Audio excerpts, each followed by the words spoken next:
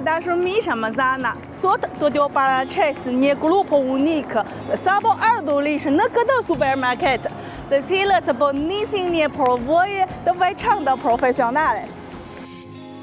Torlinca e zemrës është një termoplex për rinjnë me aftësi të kufizuar mendore. Ashtu si ne, ata dëshirojnë të përqafojnë shoqërinë, ai të jetojnë të pavarur. Ata po provojnë të punojnë sot si punonjës të magazinës së supermarketit. 你感觉怎么样？工作辛苦吗？还行，啊，还可以的。辛苦吗？辛苦，有意思吗？有意思。有意思。把那个商品都码到那个它该放的位置，然后呢，把那些商品呢理在它那个位置都把它码齐了，哎，一点都不辛苦，一点都不辛苦，很简单，绝对不成问题。 Në këtë eksperiencë pune, çdo lëvizje e çdo vendosje e marrëve është një hap I sigurt të lejtë pavarësisë, por këta njerëz të veçantë. Ky është një projekt afatgjatë I mirëqenies publike midis Qinkëllongut e Federatës së Personave me Aftësi të Kufizuara të lagjes San Litun. Qëllimi fillestar ishte të hapej një dritare drejt shoqërisë për të rinjët me aftësi të kufizuara.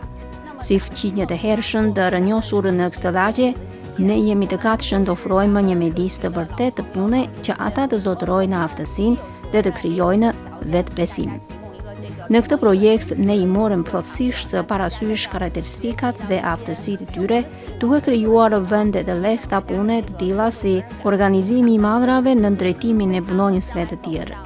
Puna e tyre e fokusuar ishte vërtet prekse, rregullimi I etiketave dhe sistemi I madrave. Kjo vëmendje e kujdesshme ndaj detajeve na kujton që edhe detyrat më të thjeshta duhet të trajtohen me një nderim e mjeshtri. Federata e personave me aftësi të kufizuara e lagjes së San Litun I ka inkurajuar në mënyrë aktive të rinjtë e zemrës që të dalin nga krasa dhe të hyjnë në shoqërinë e vërtetë.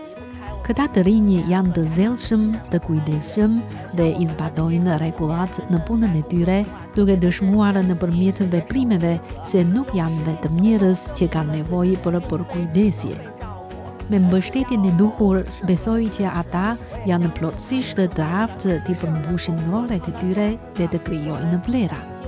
Shpresojmë që nëpërmjet praktikave të tilla që rrënjosim paragjykimet, të lejojmë më shumë njerëzve të shohin potencialin e tyre dhe të nxitim një shoqëri më përfshirëse e më të dëmshur. Nga mungesa e njohurive tek aftësia, nga nervozizmi tek vetbesimi. Përvoja e sot me si një punonjës e supermarketi, jo vetëm që u ka figuruar atyre aftësi praktike, por edhe një ndjenje arritjeje dhe vetë vlerësimi. Faleminderit që më ndoqët, jam Zana, shihemi herën tjetër.